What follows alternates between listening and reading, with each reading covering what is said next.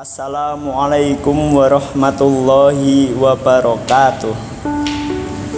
A'udzu billahi minasyaitonir rajim. Bismillahirrahmanirrahim. Innal hamdalillahi nahmaduhu wa nasta'inuhu wa nastaghfiruh wa na'udzu billahi min sururi anfusina wa min sayyiati a'malina. May yahdihillahu fala mudhillalah wa may yudlilhu fala hadiyalah. Asyhadu an la ilaha illallah wa asyhadu anna Muhammadar Rasulullah sallallahu alaihi wasallam wa ala alihi wa ashabihi amma ba'du. Saudara-saudaraku seiman, marilah pertama-tama dan yang paling utama kita tidak lupa panjatkan puji syukur kita kepada Allah yang Maha Esa, yang mana Allah telah melimpahkan karunia rahmatnya, karunia nikmatnya mulai sejak kita dilahirkan ke dunia ini sampai sekarang ini. Bahkan kata Allah, wa in ta'udzu nikmatallahi la tuhsuha. Barang siapa yang menghitung nikmat Allah walaupun satu hari saja, niscaya tidak akan bisa. Apalagi kita hidup satu di dunia ini diberi oleh Allah bisa menetapi agama Islam ini. Dan yang kedua kalinya tidak lupa bersyukur kepada wasilatul hidayah, para pejuang agama yang telah gigih memperjuangkan agama Islam yang benar ini, mulai dari Makkah ke Madinah diperjuangkan oleh baginda besar kita Nabi Muhammad SAW, dan diteruskan oleh para sahabat-sahabatnya, para khalifah-khalifah, para tabi'in, para tabi'in, tabi'ahum, para alim ulama, dan diteruskan oleh para muda-mudanya sekarang ini. Ya, di sini saya akan sedikit mengkaji atau membahas tentang Pancasila dalam perspektif Islam atau pandangan Islam. Nah, itu apakah sudah sesuai dengan ajaran agama Islam atau syariat Islam? Sebelumnya, Pancasila itu berasal dari dua kata. Yang pertama yaitu panca yang artinya 5, dan sila artinya bagian. Jadi 5 bagian. Pancasila dicetuskan oleh Muhammad Yamin dan diresmikan pada tanggal 1 Juni 1945 sebelum kemerdekaan. Yaitu sila yang pertama, ketuhanan yang Maha Esa. Itu telah dijelaskan di Al-Quran surat Al-Ikhlas ayat pertama. A'udzu billahi minasyaitonir rajim. Bismillahirrahmanirrahim. Qul huwallahu ahad. Qul, katakanlah Muhammad, huwallah, adapun Allah iku ahadun, zat yang maha satu. Jadi prinsip di sila pertama ini menjelaskan bahwa warga negara Indonesia itu berhak memilih agama yang dikehendakinya. Jadi warga Indonesia itu berhak memeluk agama yang dikehendakinya dan tidak ada paksaan dalam memilih agama tersebut.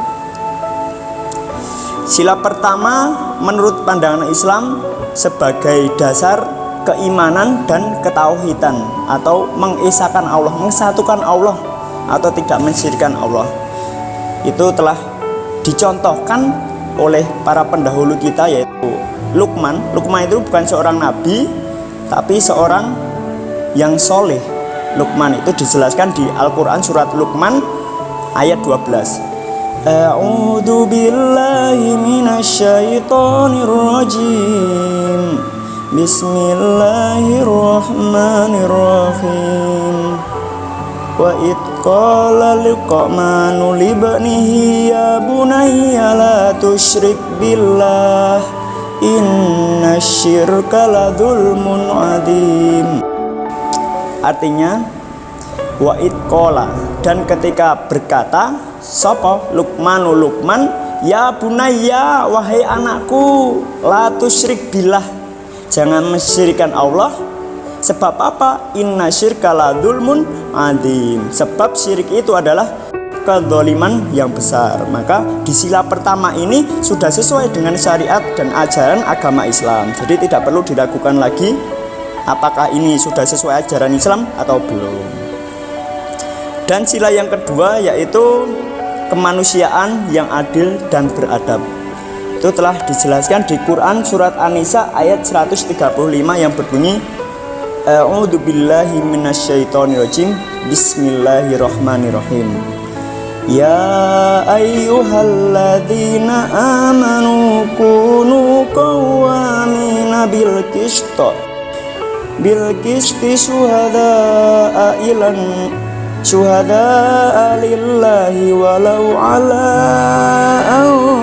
anfusikum awil walidaini wal aqrabin iyakun ghaniyan aw faqiran fallahu aula bihima fala tattabi'ul hawa an ta'dilu wa in talwu aw tu'ridu fa innallaha kana bima ta'maluna khabira.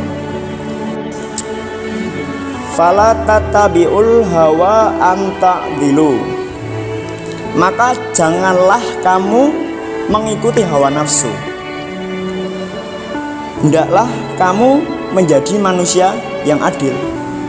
Jadi di sila kedua ini, kemanusiaan yang adil dan beradab ini, menurut ajaran Islam adalah inti dari risalah atau ajaran Islam.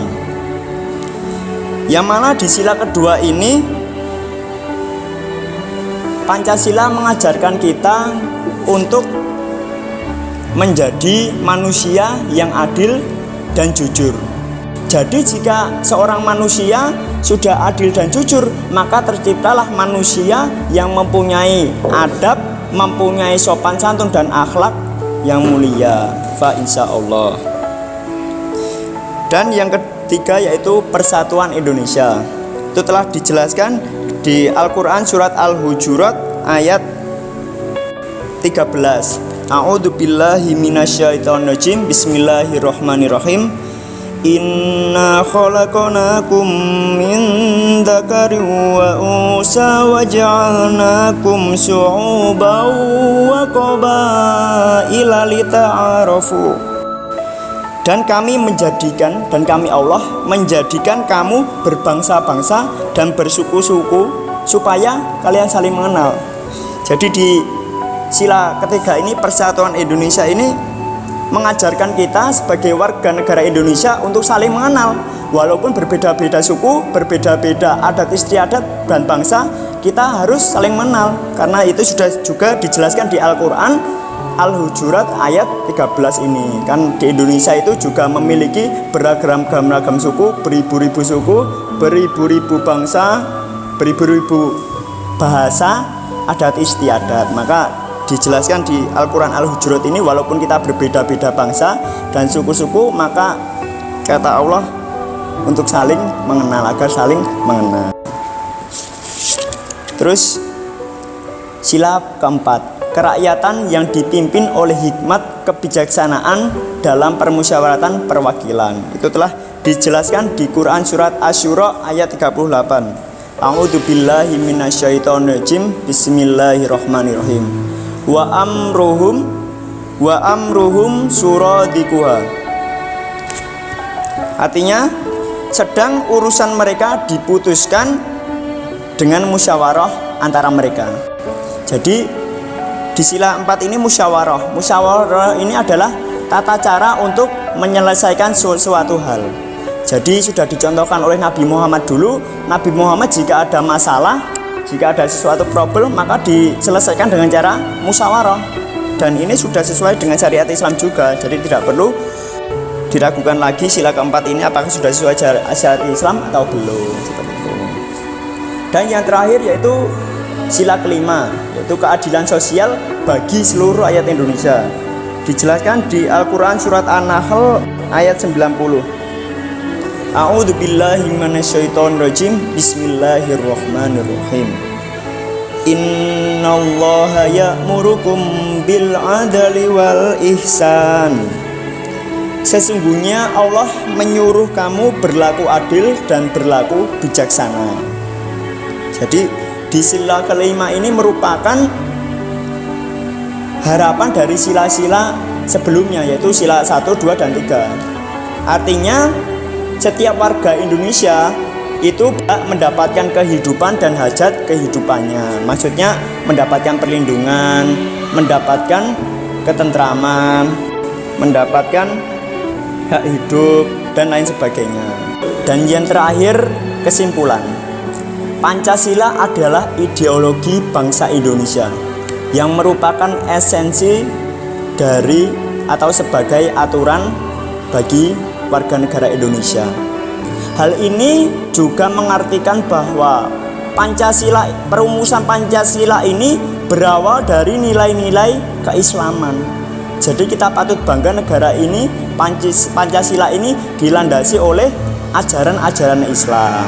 Mungkin itu saja kajian dari saya, kajian Pancasila dalam perspektif Islam. Banyak kata perbuatan yang kurang berkenan di hati saudara-saudara semua. Saya mohon maaf sebesar-besarnya.